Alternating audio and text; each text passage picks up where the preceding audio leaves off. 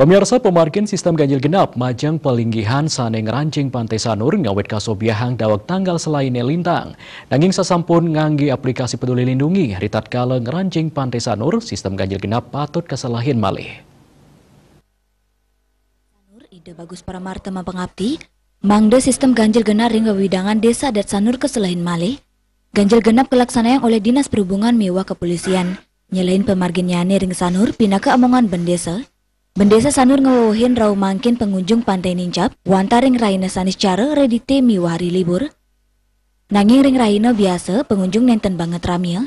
Asapun ketala rau mangkin Pantai Sanur, sampun nganggen scan barcode Peduli Lindungi sani ngawinang pengunjung patut ngelebang prokes.